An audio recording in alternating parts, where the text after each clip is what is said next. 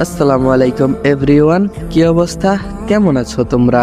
আশা করি সকলেই অনেক ভালো আছো। তোমাদের দোয়া এবং ভালোবাসায় আমিও অনেকটাই ভালো আছি। তো তোমাদের অকাল বন্ধন গল্পের 7 নাম্বার পর্ব নিয়ে হাজির হয়ে গেলাম। তো চলো, বেশি কথা না বলে করি দেরি, চলো আজকের গল্প শুরু করি।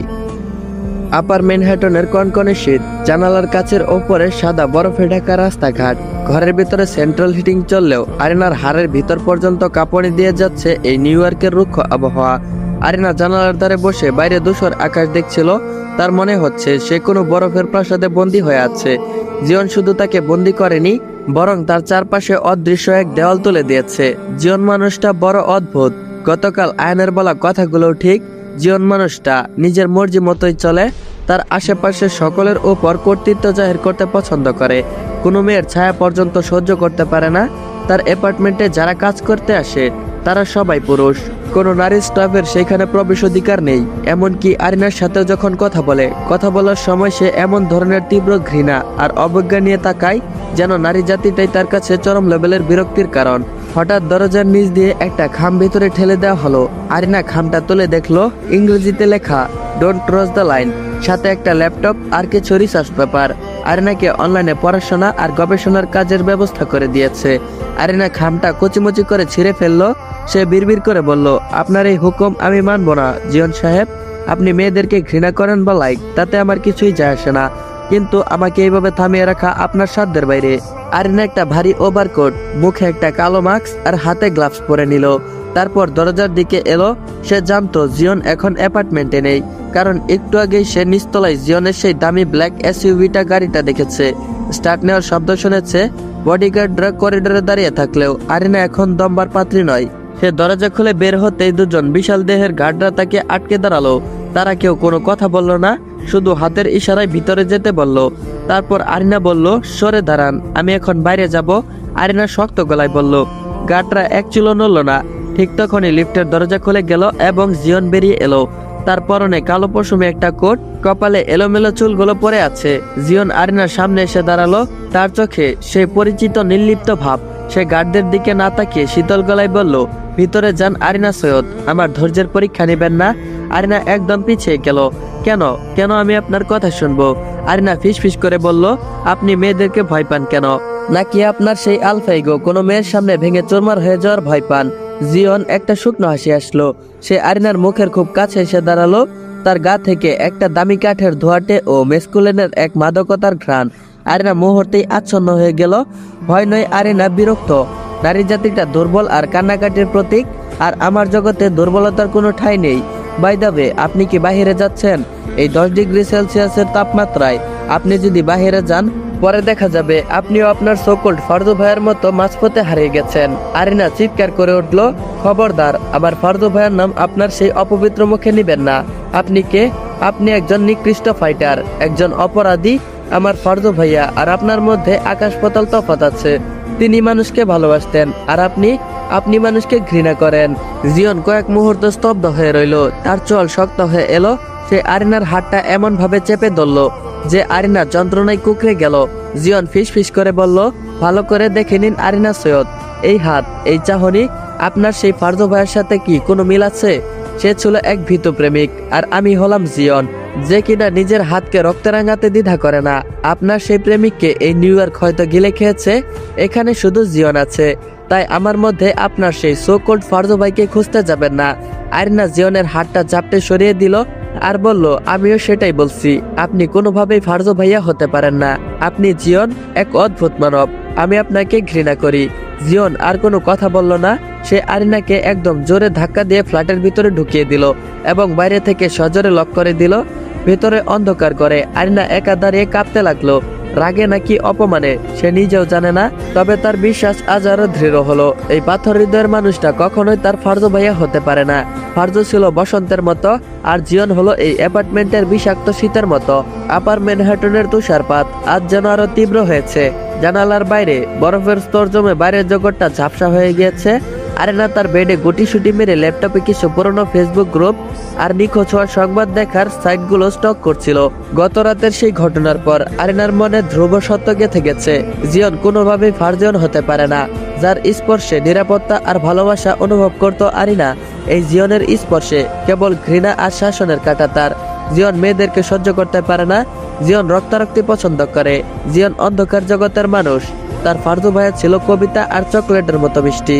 আরিনা ল্যাপটপের স্ক্রিনে তাকাতে তাকাতে বিড়বিড় করে বলল, না জিয়ন সাহেব, আপনি আমাকে বিভ্রান্ত করতে পারেন না, আপনি আমার ফারজু ভাইয়া নন। আরিনা এখন বিভিন্ন বাংলাদেশি অ্যান্ড ইউএস এর গ্রুপে পরিচয় গোপন করে পোস্ট দিতে শুরু করেছে। তার বিশ্বাস ফারজু ভাইয়া বেঁচে আছে এবং সে এই নিউ ইয়র্কে কোথাও আছে। সে হয়তো বিপদে পড়ে নিজেকে এইভাবে আড়াল করে রেখেছে। হঠাৎ দরজায় ভারী বুটের আওয়াজ আর চাবির শব্দ শোনা গেল। আরিনা চট করে ল্যাপটপটা বন্ধ করে ফেললো। জিয়ন ঘরে ঢুকলো। তার সারা শরীরে বরফের কোনা, চোখের চাহনিটাও আজ আরো বেশি লালচে। বোঝা যাচ্ছে আন্ডারগ্রাউন্ডের রিংয়ে আজ তার উপর বড় কোনো ধকল গিয়েছে। সে ঘরের মাঝখানে এসে দাঁড়ালো, তার হাতে একটা কাগজের ব্যাগ। তারপর জিজ্ঞেস করলো, পড়াশোনা কতদূর হলো আরিনা সৈয়দ, নাকি এখনো ইন্টারনেটে সেই রূপকথার রাজকুমারকে খুঁজে যাচ্ছেন? জিয়নের গলায় উপহাসের সুর। আরিনা সোজা হয়ে বসে চ্যালেঞ্জিং গলায় বলল, রূপকথা নয় জিয়ন সাহেব, আমি বাস্তব খুঁজছি। আর আমি নিশ্চিত হয়ে গেছি সেই বাস্তবের সাথে আপনার ধূর্তম সম্পর্ক নেই। আপনি আজ আমাকে ছেড়ে দিলেও আমি আপনার দিকে ফিরেও তাকাবো না, কারণ আমার গন্তব্য অন্য কেউ। জিয়ন কয়েক সেকেন্ডে নীরবতা ভেঙে ব্যাগ থেকে কয়েকটা কিটক্যাট চকলেট বের করে আরিনার দিকে ছুঁড়ে দিল। আপনার সেই অন্য কেউ হয়তো এই চকলেট পছন্দ করত, কিন্তু আমার কাছে এটা বিশেষ সম্মান। খেয়ে নিন, আপনার কান্নাকাটি ভরা মস্তিষ্কটা একটু এনার্জির দরকার। আরিনা চকলেটগুলো না ধরে মেঝেতে পড়ে থাকতে দিল। সেই ঘৃণাভরা কণ্ঠে বলল, আমার ফারজু ভাইয়ের সিগনেচার চকলেট আপনি কেন দিচ্ছেন? নিজেকে কি প্রমাণ করতে চাচ্ছেন? আমার মনে হচ্ছে আপনি তাকে চেনেন। আপনি তার কোনো ক্ষতি করেছেন বলে আজ আমাকে এইখানে আটকে রেখেছেন। সত্যিটা বলেন, কোথায় সে? জিয়ন আরিনার খুব কাছে এগিয়ে এলো। শীতের রাতে তার শরীর থেকে আগুনের মতো উত্তাপ বেরোচ্ছে। সে আরিনার চিবুকটা শক্ত করে চেপে ধরলো আর বলল, আপনার ফারজু ভাইয়া একটা ভ্রম আরিনা, আর আমি হচ্ছি আপনার সামনে দাঁড়িয়ে থাকা নিষ্ঠুর বর্তমান। আপনি যত তাড়াতাড়ি এটা মানবেন আপনার জন্য ততই মঙ্গল। এই শহরে আপনার ফারজু ভাইকে খোঁজা মানে সমুদ্রের তলায় একটা সই খোঁজা। সে হয়তো মরে ভূত হয়ে গেছে আর আপনি তার ভূত খুঁজে বেড়াচ্ছেন। আরিনা জিয়নের হাতটা এক ঝটকায় সরিয়ে দিল। আপনি নিজেকে যাই ভাবুন না কেন, আমার কাছে আপনি শুধু একটা নিষ্ঠুর জিয়ন। আমি আপনাকে ঘৃণা করি এবং সারা জীবন করব। আমি আমার ফারজু ভাইকে খুঁজে বের করবই। তখন আপনার এই খাঁচা আর এই শাসন কোনোটাই আমাকে আটকে রাখতে পারবে না। জিয়ন আর কথা বাড়ালো না। সে চলে যাওয়ার সময় হঠাৎ থেমে গিয়ে বলল, কাল সকালে আপনার জন্য একজন মার্শাল আর্ট ট্রেনার আসবে। আমার ফ্ল্যাটে কোনো অলস মানুষের জায়গা নেই। আপনাকে নিজেকে রক্ষা করতে শিখতে হবে, না হলে এই শহরে আপনাকে কাঁচা খেয়ে ফেলবে। জিয়ন বেরিয়ে গেল আর দরজাটা লক করে দিল। তারপর আরিনা ল্যাপটপটা আবারও বের করলো। তার চোখে তখনও হাজারো পাওয়ারের জেদ। সে একটা গ্রুপে আরেকটা মেসেজ টাইপ করলো, কারো কাছে কি কোনো 16-17 বছরের বাংলাদেশি ছেলের তথ্য আছে যে কিনা 10 বছর আগে নিউ ইয়র্কে এসেছিল? নাম ফারজিয়ন সৈয়দ। জিয়ন চলে যাওয়ার পর আরিনা অনেকক্ষণ ধরে দরজার দিকে তাকিয়ে রইল। তার মনে একটা খটকা লাগলো। জিয়ন চকলেটগুলো তাকে কেন দিল? KitKat chocolate. এটা কি নিছকই উপহাস, নাকি অবচেতনায় সে পুরনো অভ্যাসের পরিচয় দিয়ে ফেললো? পরক্ষণে আরিনা মাথা ঝাড়া দিয়ে সেই চিন্তা ঝেঁটিয়ে বিদায় করলো। কারণ জিয়ন তো নিজেই বলল সে চকলেট পছন্দ করে না। সে কেবল আরিনাকে মানসিকভাবে দুর্বল প্রমাণ করতে চায়। আরিনা ল্যাপটপের দিকে আবারও ডুব দিল। তার দেওয়া পোস্টের নিচে কয়েকটা কমেন্ট এসেছে। একজন লিখেছে, এমন কাউকে চিনি না, তবে ম্যানহাটনের ব্রুসলির সাইডে কিছু বাংলাদেশি পুরনো সেটেলার আছে, তারা হয়তো জানতে পারে। আরিনা দ্রুত সেই লোকটার সাথে ইনবক্সে কথা বলার চেষ্টা করলো। তার এখন যে কোনো মূল্যে বাইরে বের হওয়া দরকার, কিন্তু জিয়নের করা পাহারা টপকানো অসম্ভব। রাত গভীর হতে পাশের ফ্ল্যাট থেকে বাড়ি কিছু আছাড় দেওয়ার শব্দ হচ্ছে। জিয়ন হয়তো তার নিষ্ঠুর সেই প্র্যাকটিস শুরু করে দিয়েছে। আরিনা কান পেতে শুনল। জিয়নের প্রতিটা হুঙ্কার আর পাঞ্চের শব্দে এক ধরনের গম্ভীর যন্ত্রণা লুকিয়ে আছে। আরিনা বিড়বিড় করে বলল, এত ঘৃণা কোথা থেকে আসে আপনার জিয়ন সাহেব? আপনি কি কোনোদিন কাউকে ভালোবাসেননি, নাকি কাউকে হারিয়ে এমন পাথর হয়ে গেছেন? তখনই তার ফোনে একটা নোটিফিকেশন এলো। সেই গ্রুপ থেকে একজন মেসেজ দিয়েছে, আমি ফারজিয়ন নামের একজনকে চিনতাম যে কিনা 10 বছর আগে কুয়েন্সের একটা গ্যারেজে কাজ করত, কিন্তু সে এখন কোথায় আছে সেটা আমি জানি না। আরিনার হৃদস্পন্দন যেন লাফাচ্ছে। তার মানে ফারজিয়ন ভাইয়া বেঁচে আছে। জিয়ন যে বলেছে সে মারা গেছে, হয়তো সেটা নির্ঘাত মিথ্যা। আরিনা মনে মনে প্রতিজ্ঞা করলো সে এই জিয়নের খাঁচা থেকে পালাবে। জিয়নের এই আলফা মেল ইমেজ আর শাসনের জাল ছিঁড়ে সে তার হারানো ফার্দু ভাইকে খুঁজে বের করবে। সে জানালার কাছের ওপারে জমে থাকা বরফের দিকে তাকিয়ে দীর্ঘশ্বাস ফেলল। বাইরের জগৎটা কেমন যেন ধূসর আর ঠান্ডা। তার জীবনটাও এখন জিয়নের কবলে পড়ে ঠিক তেমন হয়ে গেছে। কিন্তু বরফ যেমন একদিন গলে যায়, আরিনার বিশ্বাস এই জিয়ন নামের এই মিথ্যা পরিচয়টাও একদিন খসে পড়বে। সে জিয়নের কিটকেট চকলেটগুলো আনা ডাস্টবিনে ফেলে দিল। সারা রাত আরিনা এক মুহূর্তের জন্য চোখের পাতা এক করতে পারেনি, তবে তার চোখে আজ ক্লান্তির চেয়ে প্রশান্তি বেশি। কুয়েন্সের সেই গ্যারেজে পাওয়া তথ্যটা তার মনে আশার প্রদীপ জ্বালিয়ে দিয়েছে। সে এখন একদম নিশ্চিত, যে মানুষটা 10 বছর আগে গ্যারেজে হাড়ভাঙা খাটুনি করে নিজের অস্তিত্ব টিকিয়ে রাখার লড়াই করেছিল, সে আর এই বিলাসবহুল অ্যাপার্টমেন্টের নিষ্ঠুর জীবন এক হতে পারে না। আরিনা জানালার কাছে গিয়ে দাঁড়ালো। ভোরের আপার ম্যানহাটনের এরিয়াটা আজ কিছুটা উজ্জ্বল। সে একটা দীর্ঘশ্বাস নিয়ে তারপর আয়নায় প্রতিবিম্বের দিকে তাকিয়ে বলল, আমি জানতাম আপনি আমার ফার্দু ভাইয়া হতেই পারেন না। আপনি বড়জোর একজন দাপুটে মানুষ, যে ক্ষমতা দিয়ে সবাইকে দাবিয়ে রাখতে চায়। আমার ফার্দু ভাইয়া পরিশ্রমী ছিল, সে সৎ ছিল, সে ধার্মিক ছিল। আরিনার মনে হচ্ছে তার কাঁধ থেকে মস্ত বড় একটা বোঝা নেমে গেছে, কারণ সে জানে এই লোকটা তার কেউ হয় না, শুধু সে এক মরিচিকা। অন্যদিকে পাশের অ্যাপার্টমেন্টের রুমে জিয়ন বসে আছে। ঘরের আলো নেভানো, শুধু ল্যাপটপের নীলচে আলো তার মুখে এসে পড়ছে। জিয়নের সামনে রাখা স্ক্রিনে দেখা যাচ্ছে আরিনার রুমের সিসিটিভি ফুটেজ। জিয়ন অপলক দিকে তাকিয়ে আছে আরিনার সেই হাসি মুখের দিকে।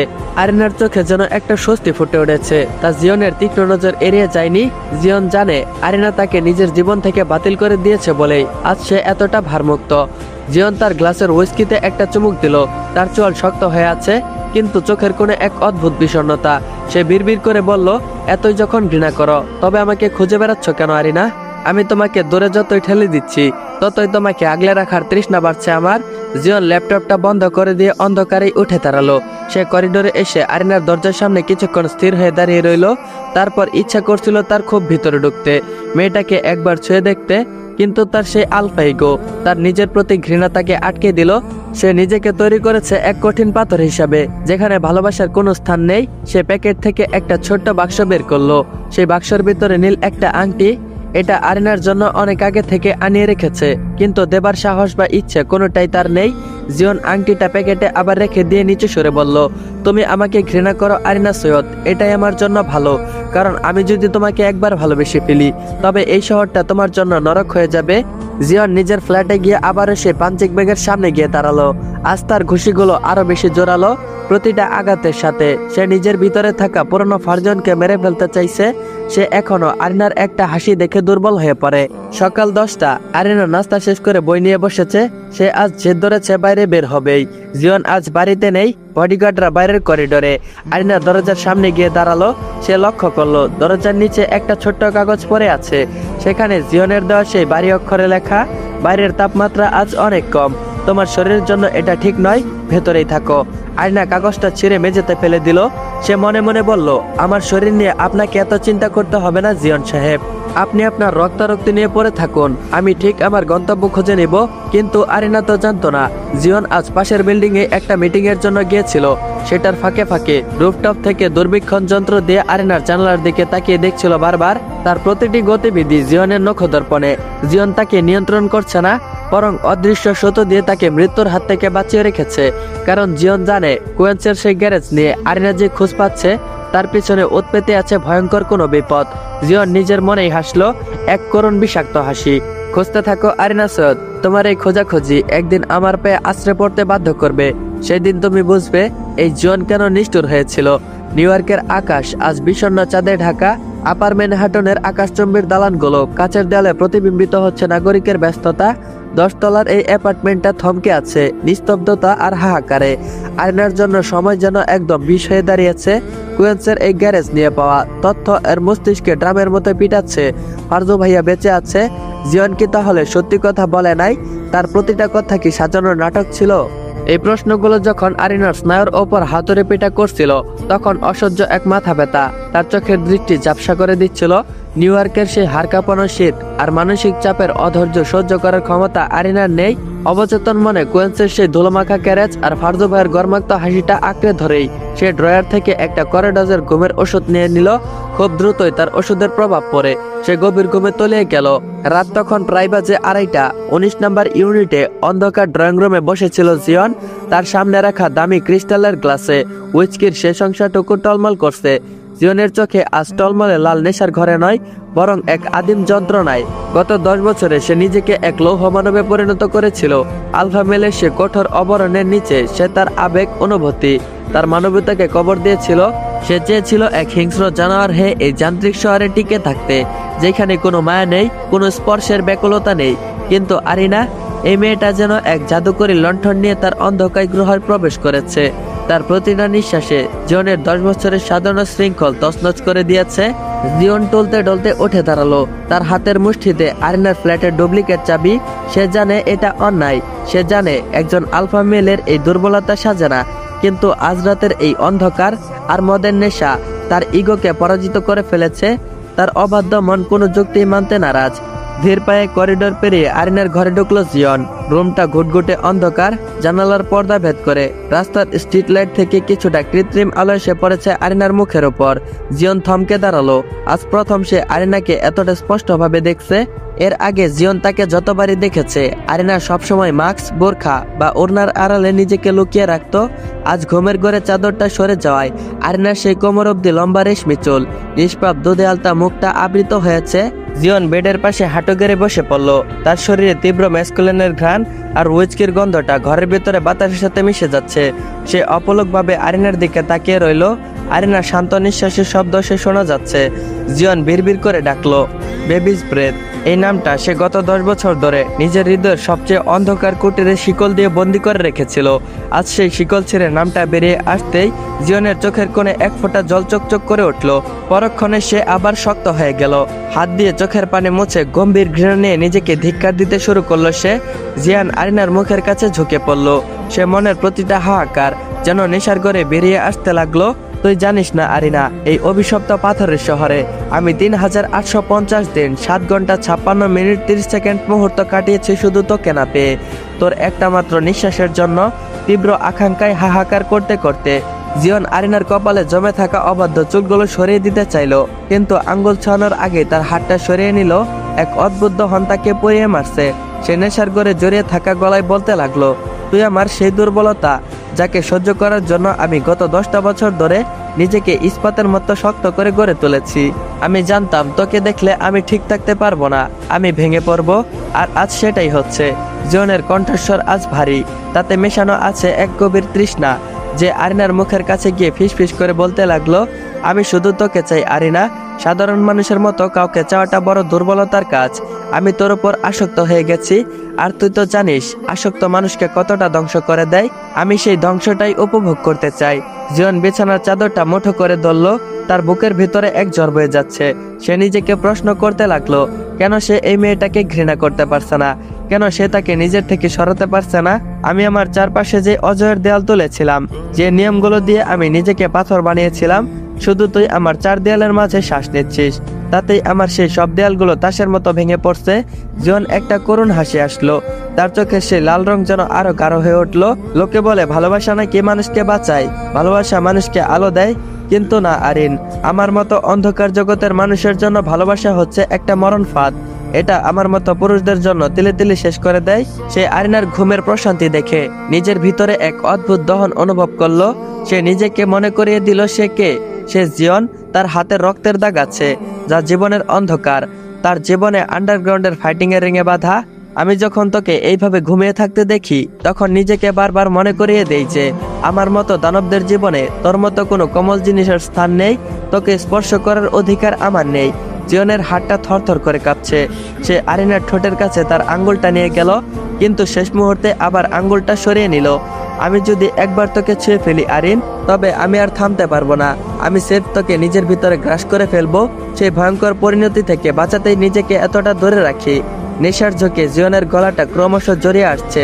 সে আরিনার নিষ্পাপ মুখের দিকে তাকিয়ে এক নিষ্ঠুর অথচ আবেগ স্বীকারোক্তি দিল, আমি ভালোবেসে জীবন হয়নি আরিন, আমি শুধু এই নিষ্ঠুর পৃথিবীতে বেঁচে থাকার তাগিদে জীবন হয়েছি। আমার ভিতরের ফারজিয়ন অনেক আগেই মরে গেছে। তুই যাকে খুঁজছিস সে এই শহরে ধুলোয় মিশে গেছে। জীবন উঠে দাঁড়ালো। কক্ষপথ হারানো কোনো গ্রহের মতো সে টলতে টলতে দরজার দিকে এগিয়ে গেল। যাওয়ার আগে শেষবারের মতো আরিনার দিকে তাকিয়ে এক চরম সতর্কবাণী বিড়বিড় করে উচ্চারণ করলো, তুই যদি ভুল করে কোনোদিন আমাকে ভালোবাসিস আরিন, তবে এই শহর তোকে জীবন্ত গিলে খাবে। আমি তোকে সেই জাহান্নামে ঠেলে দিতে পারি না। আমাকে ঘৃণা কর, যত বেশি পারিস তত ঘৃণা কর। তোর এই ঘৃণাই তোকে নিরাপদ রাখবে। জিয়ন ঘর থেকে বেরিয়ে দরজাটা আস্তে করে লক করে দিল। করিডোরের ঠান্ডা দেয়ালটা ধরে কিছুক্ষণ স্থির হয়ে দাঁড়িয়ে রইল। তার চোখ দিয়ে অঝরে পানি পড়ছে এখনো, কিন্তু মুখে সে চেরোচেনা আলফামিনের কাঠিন্য। আজ রাতের দুর্বলতা সূর্যের মতো প্রথম আলোর সাথে মিলিয়ে যাবে। কাল সকালে সে আবারও নিষ্ঠুর ডমিনেটিং জিয়ন হয়ে আরিনার সামনে দাঁড়াবে। আরিনা ঘুমের করে যেন একবার শিউরে উঠল। তার অবচেতনে হয়তো ফারদু ভাইয়া গলার কণ্ঠস্বর শুনতে পেয়েছে, কিন্তু ঘুম ভাঙলে সে আবারও সেই শীতল জিয়নকেই দেখতে পাবে, যার হৃদয়ে ভালোবাসার বদলে শুধু শাসনের পাহাড় জমে আছে। আসসালামু আলাইকুম এভরিওয়ান। অকাল বন্ধন গল্পের 7 নাম্বার পর্বটা এইখানেই এন্ড করা হলো। তো গল্পটা তোমরা যারা যারা প্রথমতে দেখতেছো অবশ্যই কমেন্ট বক্সে জানিয়ে যাবা যে গল্পটা তোমাদের কাছে কেমন লাগতেছে। আর হ্যাঁ গাইস, আজকের পর্বটা তোমাদের কাছে কেমন লাগছে অবশ্যই কমেন্ট বক্সে জানিয়ে যাবা। আর হ্যাঁ গাইস, আমি একটু অসুস্থ, প্লাস আমার ডিউটি করতে হয়, যার কারণে আমি খুবই ব্যস্ত থাকি। আজকের পর্বটা 25 মিনিট প্লাস দেওয়ার চেষ্টা করলেও কিন্তু আমি সেটা পারিনি, কারণ আমার গলা ব্যথা করছে।